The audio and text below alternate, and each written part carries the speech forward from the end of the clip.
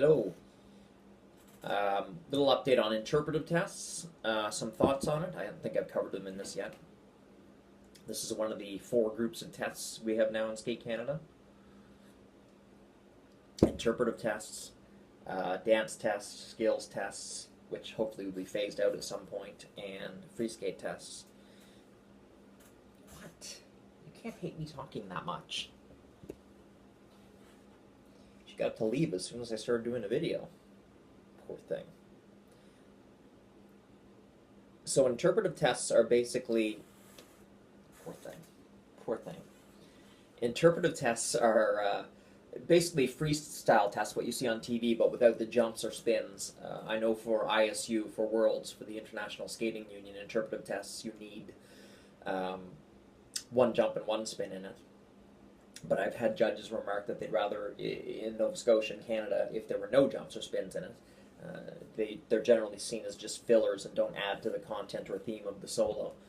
Unless you can get it to add to the content and theme of the solo, leave them out. Irrelevant. So the point is, when do you get an interpretive test? When should you work on an interpretive test? There's only 4 levels of interpretive tests: introductory, bronze, silver, gold. And to me, I really think there's only 4 reasons to do an interpretive test. And they each come with a certain criteria on why and how and when you should be doing it. The first reason is just for completion, for test completion. You want those 4 tests on your resume. You want to say you have your gold interpretive. It's another gold test.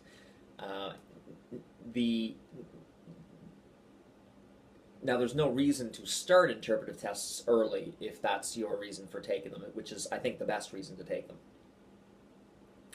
Because the silver and gold interpretives actually require a certain expertise with skating, a certain power, a certain rhythm, a certain ability to express yourself on the ice and express yourself with the music that you just don't have at younger ages and younger levels. So you really don't even need to think about doing interpretives until junior silver free, about that level, age 12, 13, 14 years old, if that's your motivation for taking the interpretives. Second reason is and this tends to be a big reason, I don't really think it's terribly valid, it's if you're getting stuck on something or not having success with single skating, with jumps, if you're not a jumper. A lot of coaches will put people into the interpretive stream because there's generally less people there, less coaches. Some coaches won't do interpretives at all, so there's less people in your events, which means you'll place higher, which means your chance to get a gold and silver medal or bronze medal is higher, is easier.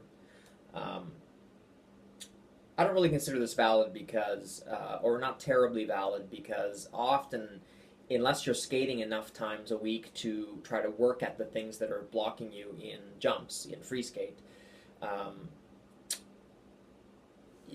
if you're having struggles maintaining and having progress in dance skills and free skate, and then you add in an interpretive test, you're just dividing your time more. And a lot of people struggle in dance skills and free skate because they're not skating often enough a week. As you get to higher and higher levels, you need to be skating more and more to maintain and increase your abilities, your speed, and be able to keep passing things. It's really difficult to pass gold tests skating even 2 days a week. You need to be doing 3 days a week. It's way easier if you're doing 5 days a week, which at that level you really should be doing 5 sessions a week minimum. And that's, again, pretty bottom level as far as testing gold tests. But if you are skating 4 days a week, 4+ days a week, or you're skating 3 days a week and getting through all the material you're supposed to be getting through and really hammering at those things you're stuck at, there's not really any problem if you have a little extra lesson time, a little extra practice time that's unaccounted for to throw in an interpretive tests and just see how it goes and maybe have something else you can enjoy and skate through and have some success in competitions, better success than you might have for free skate. But my caution on that is a lot of people give up on free skate too early, as soon as they hit a couple roadblocks, which is not a valid reason for switching over to interpretives. Just because you had trouble landing a new jump, it's no reason to give up on jumps entirely. Likely you'll be able to do that at one point. As long as you're not getting stuck on everything, you should just keep working at it. So again, at lower levels, I don't see that as a valid reason for starting an interpretive test. Again, you're talking senior bronze, junior silver level, you should be starting in that case. Third reason, and now we're getting to a little more valid reasons. This is one I find very thin, but I have certainly been tempted myself to do this, and I think it's done. If you have a kid who has an incredible amount of creativity, a incredible amount of artistry, an incredible, they like to play around with their music and assist their own choreography and add things into their program and adjust things, and they really show a predisposition towards choreography and creativity and interpretation and musicality. You might want to give them an interpretive to further develop that. My argument against that is that if they show all that, make them do all that in their regular free skate solos. That all helps your free skate mark, your regular free skate mark. There's no reason to do it in an interpretive solo. But I know there are some coaches, some choreographers who are very dead set on, very inflexible about how they choreograph and want solos executed and practiced. I'm not. So if I have a skater who's in fact, I want my skaters to participate in the choreography of their solos, even from 5 years old, 6 years old. They have to input some of their own personality, some of their own ideas, some of their own interpretation of the music, their musicality into the solos themselves. And as that goes up higher and higher levels, I expect them to do that more and more. So I don't need to do interpretives to develop their creativity. I can do that within free skate solos.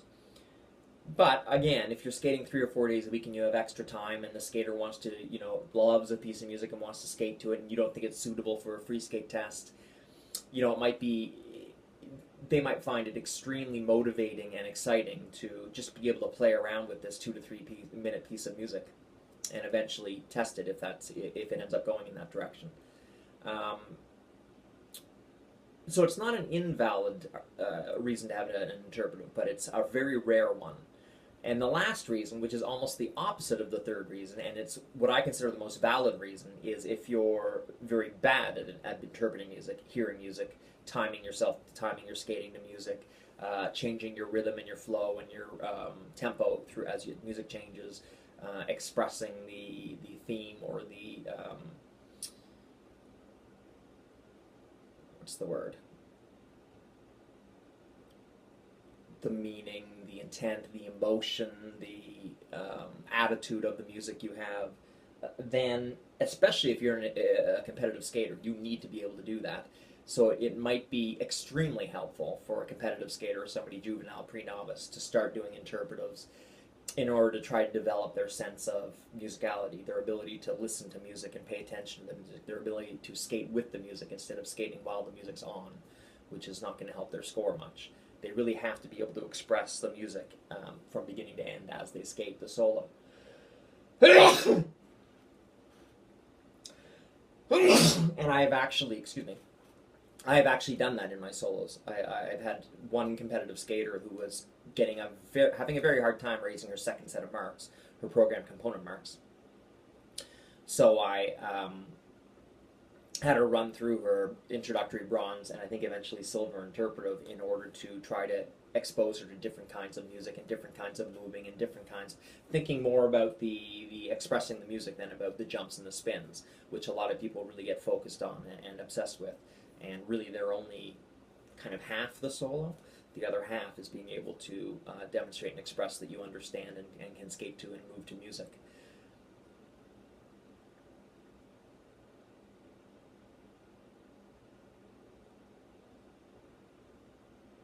That might be it.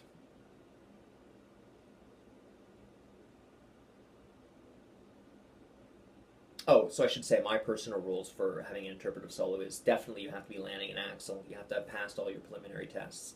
And then I kind of consider it if you have one of those 4 things that you need. Now, generally, you're going to have more than one of those 4. You're going to want to complete your tests. You're going to be creative, and you're going to want to have more success in competitions. But you should have some substantial overlap. But any one of those reasons, if you have a solid reason for doing the interpretive, other than just having fun, which is alone not enough of a reason to destroy your skating, you might consider doing interpretive tests, or I might consider my skaters doing interpretive tests, and certainly I'm not averse to interpretives. That's it. Bye.